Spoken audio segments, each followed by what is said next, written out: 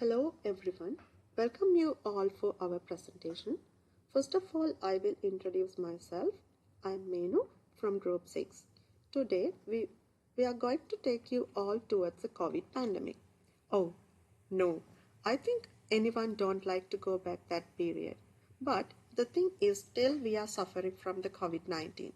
Now we are in 2024, but still people all around the world died from COVID. Therefore, we decided to deeply study about that pandemic. Updated information belongs to the New Zealand. Join us as we delve into the strategies, outcomes, and lessons learned from New Zealand's response to this global health crisis. This is the agenda we follow from here. As the world continues to grapple with the multi-faced challenges posed by the COVID-19 pandemic, New Zealand has emerged as a notable example of effective containment and management strategies. This is the hook slide of our presentation. When considering about the overview of the latest developments regarding COVID-19 in New Zealand, including updates on infection rates, vaccination efforts, border controls, and the country's ongoing response to the emerging variants. Based on the New Zealand, here I added a dashboard related to the vaccination demographics by age group. Still, vaccination is doing a great job. According to my dashboard, here you can see vaccination plays a major role for the all age groups from youth to golden years. Highest vaccinated group recorded as 18 to 24. It means that young generation tends to be taking the vaccination on time. But here you can see over 90 people is very less. But I guess this should be a misleading information because so normally over 90 population is very few. That's all about my dashboard. So now I cordially invite my friend Suha to present her part. Thank you, Menu, for giving such an amazing start to our presentation. My name is Suha Kazi, and I'll be moving forward with the vaccination rate by ethnicity chart. Now, first, let us talk about the group with the highest vaccination rate. The European or other group leads the way with an impressive 63%. This means that most people in this group have been vaccinated, showing that the healthcare efforts for this community have been very successful. Next up, we have the Asian community, which has a vaccination rate of 16.8%. This is a good number, indicating that many people in this group are getting vaccinated. It shows that the vaccination campaigns are reaching and resonating with this community.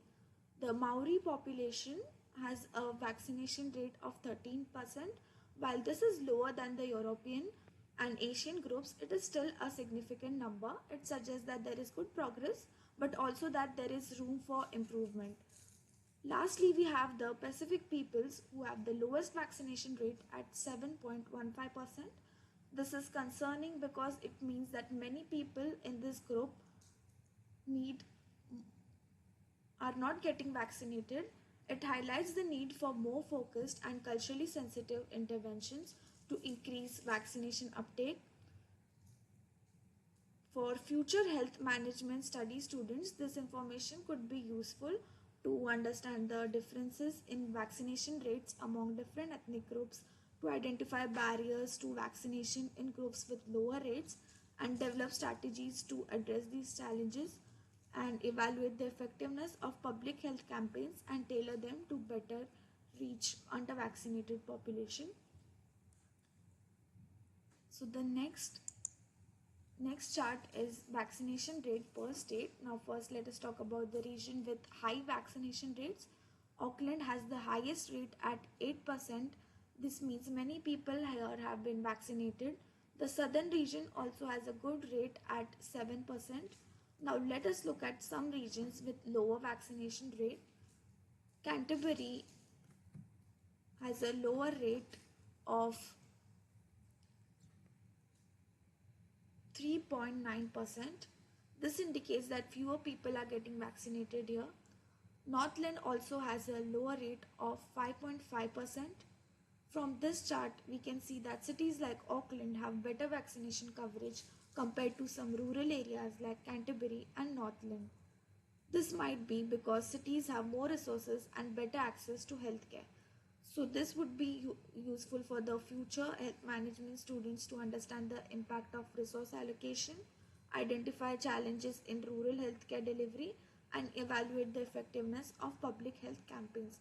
And the takeaways from this chart would be high vaccination rate in Auckland and Southern show successful healthcare efforts, and the lower vaccination rates in Canterbury and Northland suggest these areas need more attention and resources to improve vaccination coverage.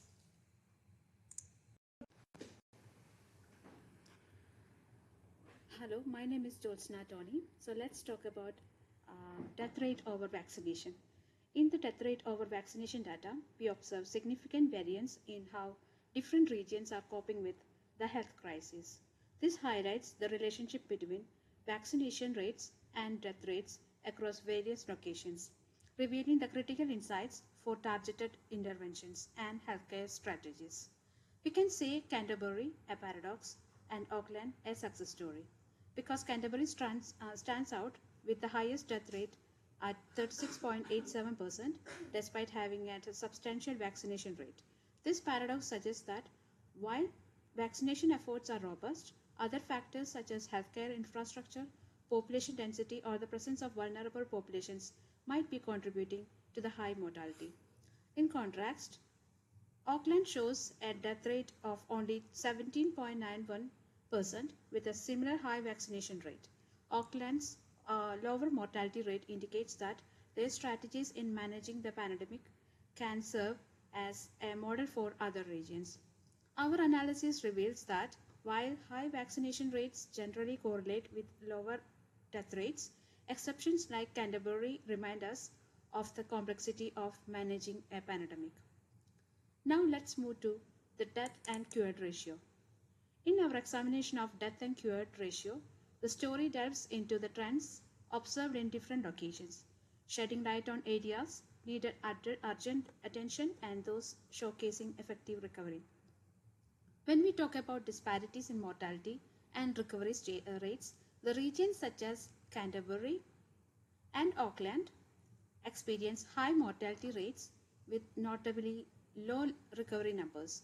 This significant disparity indicates systematic challenges in the high healthcare infrastructure, the timely medical intervention, or population vulnerabilities that need addressing. Smaller regions, including the Lakes, Hutt Valley, Taranaki, and the Nelson Marlborough, exhibit various outcomes with higher disease numbers, but some recovery successes. These mixed results point to a need of targeted improvements in healthcare infrastructure and resource distribution to boost recovery efforts and manage mortality more effectively.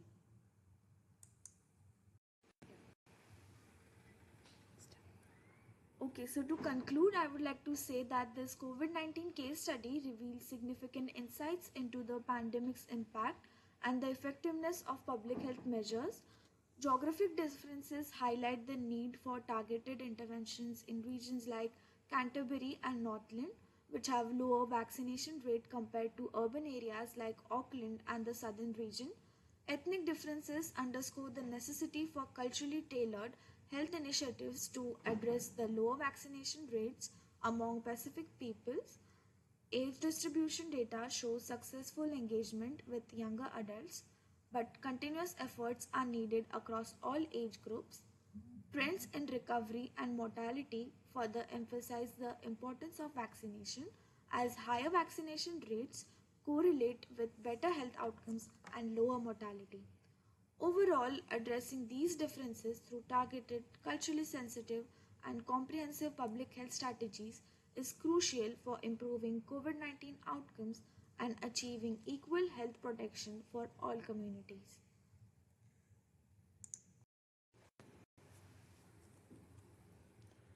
So the main suggestions from these insights suggest that when we are looking future, there should be enhanced accessibility, targeted campaigns, and parental engagements. So the varied death rates in this area suggest that the increased vaccination is very helpful and essential. So please do consider these suggestions when you're looking forward in your studies.